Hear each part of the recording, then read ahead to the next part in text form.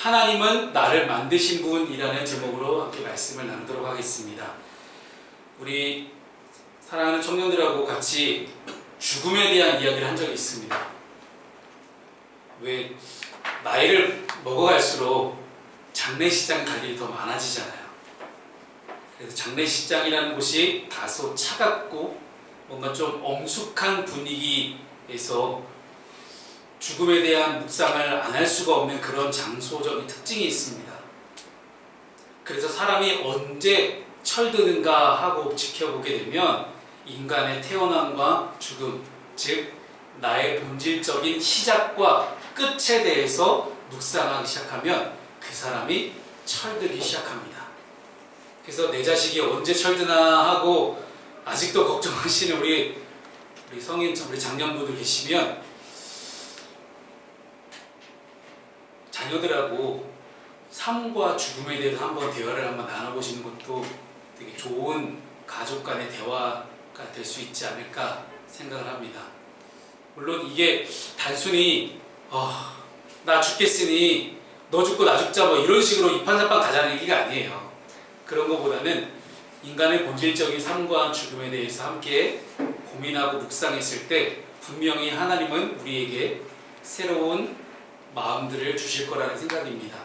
장폴 사르트르라는 우리 철학자가 그렇게 이야기했죠. B와 D 사이에는 C가 있다. birth, 태어남과 death, 죽음 사이에 수많은 초이스, 선택들이 있다는 겁니다. 오늘 본문의 내용처럼 내가 어떻게 만들어졌고 인간이 어디를 향해 가는지를 분명히 아는 것은 매우 중요합니다. B와 D 사이에 있는 수많은 선택을 하는 것은 우리의 몫이지만 B와 D는 전적인 하나님의 몫입니다. 태어남과 죽음은 우리 인간이 어찌할 수 없죠. 그러나 가운데 있는 C는 충분히 우리가 많은 선택을 하며 살아갈 수가 있습니다. 그래서 성경은 우리가 살아가면서 세상 속에서 자신의 위치를 이해하고 하나님의 계획 속에서 살아가는 방법을 우리에게 분명하게 제시해주고 있습니다. 우리가 누구인지, 나는 누구인가, 그리고 우리의 가치는 어디에서 오는지를 분명히 알기 위해서 우리는 우리를 만드신 하나님을 분명하게 알고 믿을 수 있기를 소망합니다. 하나님의 형상대로 창조하신 그 사람을 특별히 생각하셔서 창세기 2장에서는 인간의 창조를 또 한 번 기록하십니다. 분명히 1장에서 인간의 창조를 하나님은 기록하셨는데 또 한 번 창세기 2장에서 인간 창조를 기록하시면서 하나님의 마음, 그 한 번 더 기록하고 싶으셨던, 강조하고 싶으셨던 그 하나님의 마음은 과연 어떤 마음이었는지 우리가 한번 그 마음을 들여다보도록 하겠습니다. 그래서 우리 청소년들은 지금 뒤에서 열심히 제가 나눠준 클레이를 가지고 하나님의 형상대로 사람을 창조하셨던 그 하나님의 마음을 이해해보고 있습니다. 그래서 클레이를 가지고 반죽을 열심히 하고 있어요. 반죽한 거 가지고 이건 특별활동입니다. 이 특별활동은 무려 15점이 주어집니다. 우리 김수인 청소년 지금은 늦지 않았습니다. 가서 클레이 받아오셔서 하셔도 됩니다. 하나님 형상대로 자기 형상을 지금 만들어보는 그 하나님 마음 알기를 진행하고 있습니다. 특별히 오늘 설교에서는 여러분 히브리어 원어를 좀 제가 많이 소개하려고 합니다. 왜냐하면 이 창세기 말씀이 물론 좀 번역본마다 조금 많이 다르게 기록되어 있는 면이 있는데 그래서 더욱더 원어에 집중해야 됩니다. 원어의 뜻이 무엇인지, 이것을 왜 기록했는지, 어떤 뜻으로 이 히브리어 단어를 썼는지를 분명하게 알아야만 우리가 잘못된 성경 해석의 길로 빠지지 않을 수가 있게 됩니다. 생각보다 굉장히 많은 이단과 사이비들이 이 창세기 말씀을 가지고 오해하는 경우가 많거든요. 이단 사이비들이 거의 대부분 처음과 끝이에요. 창세기, 요한계시록 2개 가지고 열심히 자기를 멋대로 해석하는 경우가 있습니다. 그래서 이것들을 우리가 영지주의나 아니면 만이교 이쪽으로 빠질 수도 있고, 그래서 분명하게 히브리어를 가지고 우리가 분명하게 말씀의 뜻을 함께 알아갈 수 있기를 소망합니다. 우리 첫 번째는 하나님의 창조와 완전한 안식, 하나님의 완벽한 창조 이후에 하나님은 안식하셨다는 이야기입니다. 1절과 2절 말씀을 함께 읽습니다. 시작! 천지와 만물이 다 이루어지니라. 하나님이 그가 하시던 일을 일곱째 날에 마치시니 그가 하시던 모든 일을 그치고 일곱째 날에 안식하시니라. 아멘. 여기서 만물이라는 단어를 히브리어로 체밤이라는 단어를 쓰거든요. 그 흔히 나오는 많이 나오는 그런 단어는 아닙니다. 그러나 이 체밤이라는 단어를 쓸 때 보통 하늘의 군대 아니면 모든 구성 요소들, 그러니까 뭔가 작은 것들이 굉장히 많이 모여있는 집합체, 이런 것들을 상징하는 단어가 일반적으로 체밤이라는 단어를 쓰고 있어요. 즉 우주의 모든 구성 요소들이 완벽하고 짜임새 있게 잘 맞춰져서 하나의 작품이 되었다라는 그런 뜻으로 오늘 성경 1절을 기록하고 있습니다.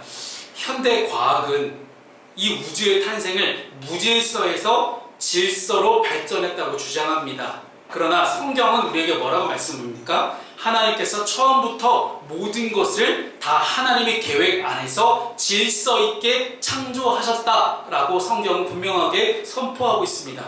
즉, 이 하나님께서 모든 만물을 창조하신 창조의 완성은 모든 것이 끝났다, 다 이루었다로 마무리되지 않고 하나님의 선하심과 질서가 충만하게 드러난 상태로 묘사하고 있습니다. 근데 이 하나님의 완벽한 창조의 완성을 하나님은 어떻게 끝맺으시냐면 1절에서처럼 다 끝냈다라고 말로만 하지 않으시고 2절에서 안식으로 표현하고 계십니다. 하나님이 그가 하시던 일을 마치시고 일곱째 날에 안식하시니라. 제7일에 쉬셨다는 이 구절은 단순한 휴식 이상의 의미를 담고 있습니다. 여기서 안식이라는 단어가 이제 샤바트라는 단어를 쓰고 있어요. 샤바트. 이 샤바트라는 이 안식이라는 단어를 히브리어를 언제 쓰냐면 단순히 쉬는 게 아니라 그냥 나는 아무 생각하지 않을 거야 라고 쉬는 게 아니라 모든 일을 멈추고 만족하며 즐기는 상태를 의미합니다. 그냥 마땅히 그냥 막연하게 쉬는 게 아니에요. 그래서 하나님께서 안식하신 이 날을 거룩하게 구별하십니다. 왜 구별을 하셨냐면 보통 우리 인간의 마음이 평안해지고 만족한 느낌이 들 때는 언제일까요? 대부분 외부적인 요인에 따라 우리는 만족을 느끼거나 평안함을 느낄 때가 많아요. 그런데 I am that I am 스스로 계신 하나님께서는 외부적인 요인이 아니라 하나님께서 지으시고 보시기에 좋았더라 토브 하셨던 그 만물을 보시며 하나님이 보시기에도 너무 만물을 창조하시기에 완벽하셨던 거예요. 그래서 그 완벽하게 창조하신 만물을 바라보시면서 그뭇하게 지켜보시면서 안식하셨다라는 거예요. 하나님 자체가 평안이고 하나님 자체가 안식이라는 뜻입니다. 이것을 오늘날 우리의 예배와 삶의 안식으로 이어질 수 있다는 것을 우리가 믿으시기 바랍니다. 우리가 평안이요 안식 그 자체이신 하나님과 동행할 때 우리의 일상 속에서도 하나님의 평안을 경험할 수 있다는 것입니다. 우리 인간들은 다 하나님에 의해 창조되었습니다. 그렇다면 하나님께서 하나님의 형상대로 하나님의 질서대로 우리를 만드셨을 때 하나님이 어떻게 안식하셨는지를 지켜보고 들여다보고 하나님의 안식하시는 방법을 그대로 함께 따라했을 때 우리에게도 하나님의 평안과 안식, 만족감이 주어질 수 있다는 것입니다. 그럴 때 진짜 회복과 평안을 우리는 경험하게 됩니다.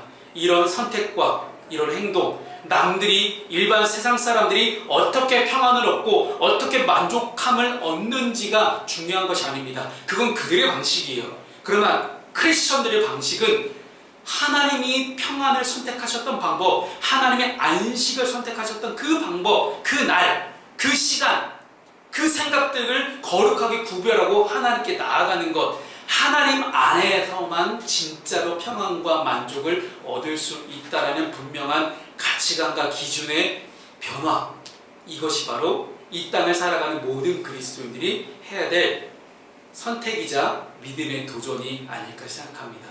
저와 여러분이 그렇게 믿음으로 여러분의 인생을 하나님께 풍덩 던지시는 여러분 되시기를 주님의 이름으로 축원합니다. 두 번째는요, 하나님께서 인간을 만드신 방법이에요. 창조 이야기를 요약하는 이 본문의 말씀 4절 이후에 성경은 인간 창조의 과정을 세부적으로 설명합니다. 7절 말씀 함께 읽읍시다. 자, 시작. 여호와 하나님이 땅의 흙으로 사람을 지으시고 생기를 그 코에 불어넣으시니 사람이 생령이 되니라. 아멘.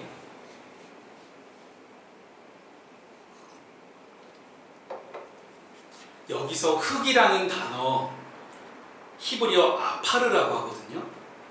물론 이제 물질을 뜻하는 에페르라는 단어도 여기서 나오긴 했는데 마블 영화 보신 분들은 에페르라는 물질을 아실지는 모르겠지만 이 아파라는 단어가 사실 갖고 있는 가치가 굉장히 낮아요. 즉 이 땅에서 가장 보잘것없고 흔한 그런 물질을 아파르라고 부릅니다. 그런데 하나님께서 이 보잘것없는 물질, 보잘것없는 아파르를 가지고 인간을 창조하셨다는 거예요. 즉 우리는 보잘것없는 오리진, 그 기원에서 출발합니다. 진짜 보잘것없는 존재로 우리는 만들어졌다는 그런 이야기죠. 우리의 물질적 본질은 너무나 연약할 수밖에 없는 사실이 여기서 드러납니다. 그러나 너무 보잘것없던 우리의 삶 속에 하나님의 손길이 닿으니 특별한 존재가 되었다는 그런 진리를 우리에게 보여줍니다. 마치 도예가가 한 명의 도공이 진흙을 잘 지기가지고 판에 올려놓고 이걸 돌리면서 진흙을 빚는 행위, 이 지으셨다라는 표현, 지으시고 라는 이 히브리어 야차르라는 단어를 쓰거든요. 히브리어 이 야차르라는 단어가 단순히 말씀으로 하나님이 창조하셨지만 손수 인간을 빚으셨다는 그런 단어를 쓰고 있는 거예요. 우리가 다 하나님의 특별한 작품이 될 수밖에 없음을 오늘 성경 우리에게 이야기하고 있습니다. 조금이라도 진흙이 뒤틀리면 상품 가치가 없어요. 여러분 텔레비전을 한 번쯤 아마 보셨을 거예요. 수많은 교회가들이 잘 정성껏 이 진흙을 빚으신 다음에 조금이라도 상품 가치가 없으면 바로 던져서 깨버리잖아요. 조금이라도 비틀리게 되면 그렇게 된다는 것이죠. 사람인 도예가도 이 정도인데 하나님께서는 이보다 더 세심하고 더 완벽하게 하나님의 형상으로 우리를 창조하셨습니다. 그래서 우리 모두는 정말 특별한 존재들이라는 거예요. 그런데 여기서 정말 중요한 장면이 나옵니다. 자, 7절 말씀을 보게 되면 생기를 불어넣으시니 사람이 생령이 되니라. 사실 이 7절 말씀을 잘못 해석하시는 분들이 굉장히 많아요. 왜냐하면 일반적으로 이제 성령 운동하시는 분들, 성령 사역자들 가운데서 이렇게 잘못된 성경을 하신 경우가 정말 많은데 우리가 영적인 존재라는 것을 분명히 인정합니다. 그러나 이 생령이 됐다는 것 자체를 영적인 존재로 인식해서 육적인 모든 것을 배척하고 육적인 것들을 막 되게 천한 것으로 생각하게 되는 그러한 잘못된 해석들이, 성경 해석들이 너무나 많아서 오늘 좀 이 7절 말씀을 조금 중심적으로 여러분께 말씀을 좀 드리도록 하겠습니다. 자, 하나님이 생기를 불어넣으셨다고 하거든요. 이 생기는 히브리어 니시맛 하임이라는 단어를 써요. 이 니시맛 하임이라는 단어가 언제 쓰냐면 하나님의 호흡, 하나님의 바람 이럴 때 쓰는 거예요. 하나님의 호흡을 불어넣으셨다는 거거든요. 그리고 생영이라는 이 단어를 이 히브리어로 네페시 하야라는 단어를 쓰는데 이 네페시 하야를 영어 성경으로 NIV 성경으로 번역을 해보게 되면 living being이에요. 즉 살아있는 존재라고 돼 있거든요. 근데 왜 성경은 이 한국말 성경은 생령이라는 단어로 번역을 했을까? 이 생령이라는 단어를 단순히 직역해서 살아있는 영으로 해석하게 되면 여기서 우리가 해석에 오류가 발생합니다. 우리나라 성경이 여러분 지난주에 우리 청년들에게 말씀드렸지만 우리나라 성경이 라틴어에서 영어로, 영어에서 중국어로, 중국어에서 조선어로 번역되었기 때문에 생겨난 오류 중에 하나가 바로 이 단어이기도 합니다. 일반적으로 여러분 영, 이 스피릿이라는 이 단어를 뜻하는 용어는 히브리어 루아흐라는 단어예요. 그래서 일반적으로 루아흐라는 단어를 이제 성령 사역자들 굉장히 많이 쓰거든요. 그런데 영혼, 이게 소울이라고 하잖아요. 이 소울이라고 번역되는 용어는 히브리어 네페시예요. 즉 생명이 되다 네페시 하야 쓰는 그 네페시가 이 소울이라는 영어 단어로 번역되는 혼이라고 부르게 됩니다. 자, 영, 혼, 육이 있을 때 영과 혼을 분명하게 구분하고 있다는 거예요, 성경은. 그래서 혼에 대한 해당하는 이 네페시라는 단어를 왜 우리가 여기서 살아있는 생명이라고 번역하면 안 되냐면 사람에게만 네페시라는 단어를 썼다는 게 아니라는 거예요. 우리가 다른 성경 하나도 안 보고 이 구절을, 이 창세기 2장 7절 말씀만 보고 수많은 성령 사역자들이 야, 우리는 살아있는 영적인 존재입니다, 여러분. 영적으로 하나님과 뜨겁게 만나고 뭐 이렇게 막 이상하게 얘기가 번져가거든요. 물론 우리가 영적인 존재라는 게 틀린 말은 아니에요. 그러나 사람에게만 네페시라는 단어가 쓰여졌다는 것은 아님을 우리가 분명히 짚고 넘어가야 되는데, 오늘 본문 이후에 나오는 창세기 2장 19절에서 뭐 어떤 내용이냐면 하나님이 모든 각종 들짐승과 수많은 동물들을 하나님이 아담에게 데리고 오세요. 그러면 하나님이 아담에게 데리고 온 그 동물들을 아담이 뭐라고 부르는지 보십니다. 아담이 뭐라고 부르는지 그 이름이 그 동물을 부르는 이름이 되었다라고 19절이 이야기합니다. 그럴 때 모든 동물들, 이 아담이 부르는 대로 되었다는 그 생물이라는 단어에도 네페시라는 단어가 사용되고 있어요.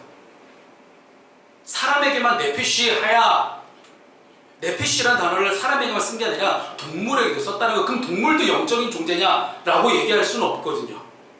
그러면 이거를 좀 정리를 해봐야 되는데, 자, 이 7절의 말씀은 하나님이 생기 혹은 호흡을 불어넣어 주심으로 인해서 생명체가 되었다고 해석하는 것이 올바른 해석이에요. 너무 보잘것없는 아파르, 진짜 보잘것없는 흙, 그런 것 속에서 하나님이 생기를 불어넣으시니 진짜 하나님의 형상대로 하나님의 형상을 닮은 그런 살아있는 존재가 되었다, 생명체가 되었다. 자, 그래서 하나님의 영, 즉 루아흐가 입에서 사람이 성령을 받아서 살아있는 영적인 존재가 되었다라고 해석하는 것은 절대로 옳은 해석이 아니라는 것을 여러분 이해하셨으면 좋겠습니다. 그런데 생각보다 굉장히 많은 목사님들이 이렇게 성경을 분석하고 해석하고 계세요. 이 일은 단순히 한국말로만 성경을 해석한 잘못된 오류입니다. 원어를 들여다보면 절대로 그렇게 해석할 수가 없는데, 우리는 살아있는 영적인 존재가 되었으니 성령님을 이때 받았던 우리 영적인 존재들이 이 성령 안에서 충분히 하나님과 만나고 교감하고 하나님과 끊임없는 대화를 나눠야 되는 건 맞지만, 여기서 성령을 받아서 루아흐를 받아가지고 우리가 살아있는 영적인 존재가 되었다라고 해석해서는 안 된다는 것입니다. 그래서 창세기 2장 7절에서 이 네페시는 문자적으로는 영을 말하는 것이 아니라 혼을 뜻합니다. 그리고 네페시 하야는 영적 존재를 말하는 것이 아니라 전인격적인 생명체를 말하는 단어가 이 네페시 하야라는 단어예요.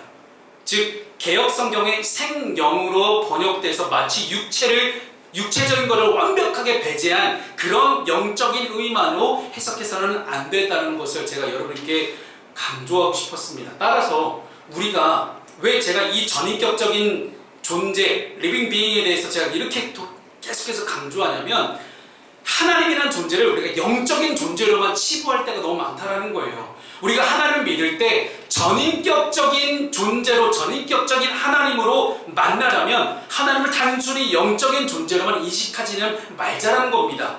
우리가 하나님의 형상대로 창조되었듯이 하나님도 우리와 마찬가지로 기쁠 때도 있고 슬플 때도 있다는 거예요. 그런데 하나님은 영적인 존재로 딱 치부해놓고 나서 머나먼 곳에 어디 계신가, 어딘가에 계시는 그런 영적인 존재로 떠다니는 그런 영적인 존재로만 인식할 것이 아니라, 저와 여러분과 마음을 함께 나누는 것을 좋아하시고 함께 기뻐하시고 함께 슬퍼하시는 그런 분, 그런 인격체임을 우리가 잊지 말자라는 말씀을 제가 여러분께 드리고 싶었던 것입니다. 제가 왜 이렇게까지 흥분하면서 히브리어를 다 갖다가 왜 말씀을 드리냐면, 이렇게 하나님을 전인격적인 존재로 인식하기 시작하면 그때부터 우리의 기도가 달라져요. 뭔가 어디엔가 계시는 것 같긴 해요. 실체가 보이지도 않아요. 그런데 머나먼 어딘가 산 너머에 계실 것 같은 그런 영적인 존재처럼 하나님을 인식하려고 하니 기도가 어렵다는 거예요. 그러니 목사님이 이렇게 기도해도 돼요라고 질문이 나올 수밖에 없는 이유가 그 때문이에요.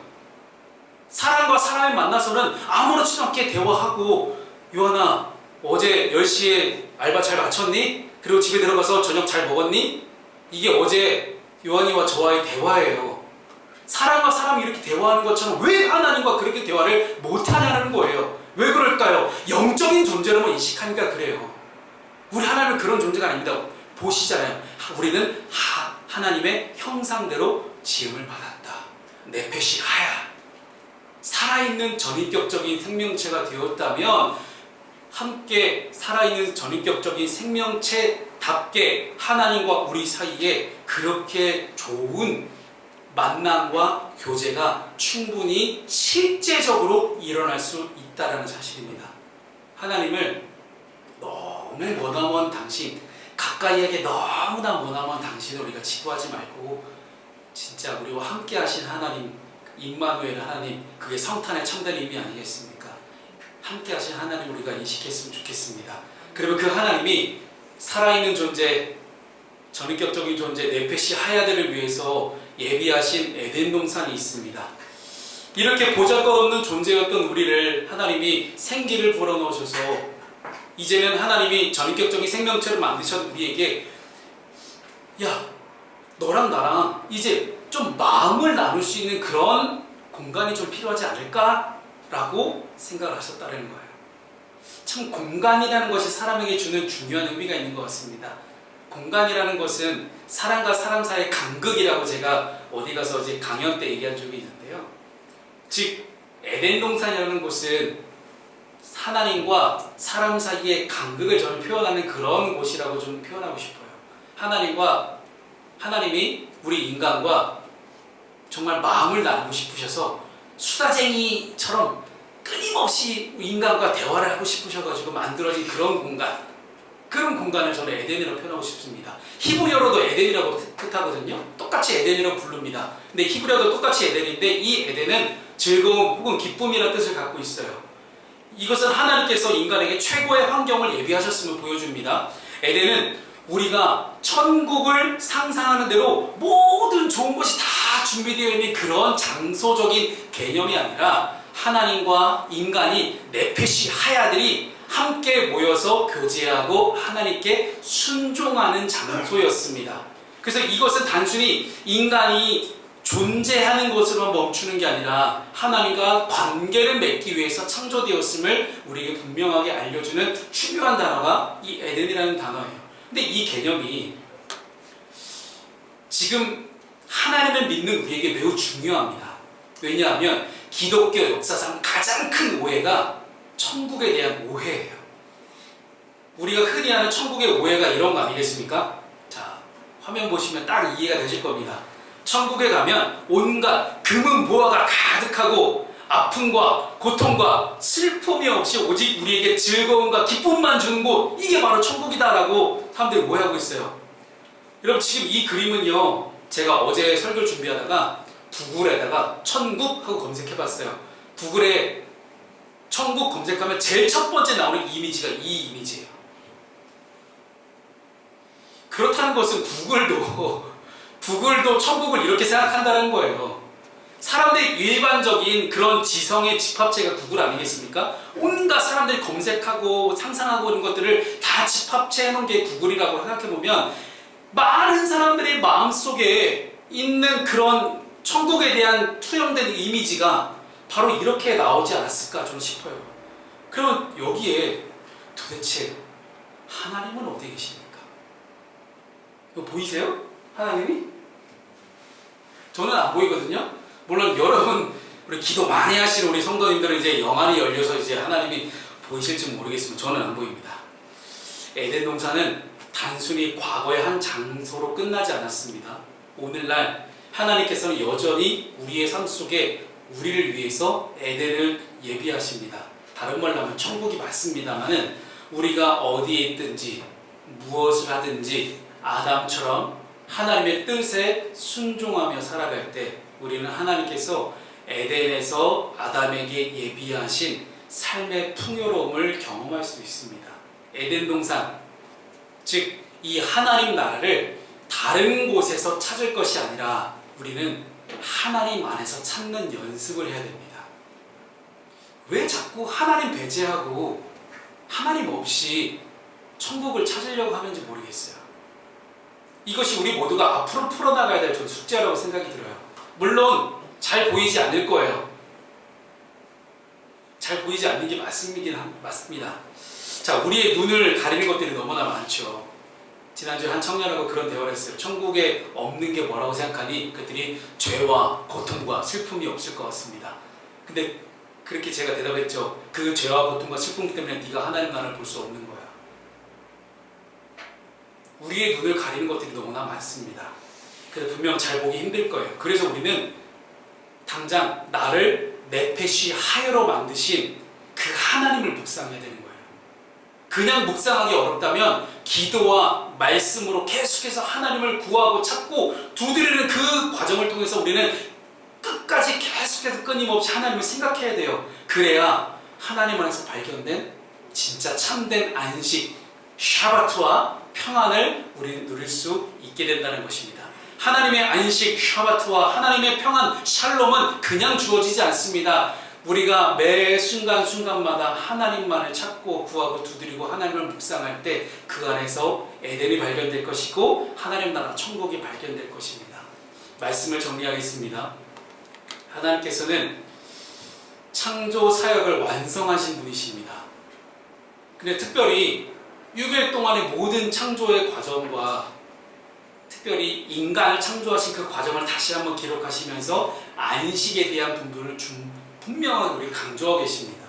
우리를 특별하게 창조하신 하나님, 그 하나님은 우리의 필요를 아시고 우리의 삶을 예비하시는 그런 하나님이십니다. 우리는 흙에서 창조된 것이 맞습니다. 보잘것없는 흙에서 창조되었지만 하나님의 생기를 통해서 우리는 특별한 존재로 거듭날 수 있게 되었습니다. 분명하게 나를 찾아오신 하나님을 알 수 있고 느낄 수 있고 경험할 수 있고 만날 수 있고 대화할 수 있고 마음을 나눌 수 있는 그런 살아있는 존재 네페시 하야가 됐다는 거예요. 이 진리를 기억하며 우리는 세상의 평가와 비교에서 벗어나서 누가 더 많고 누가 더 적다라는 그런 세상의 가치관이 아니라 하나님의 시선에서 우리 자신을 바라볼 수 있기를 소망합니다.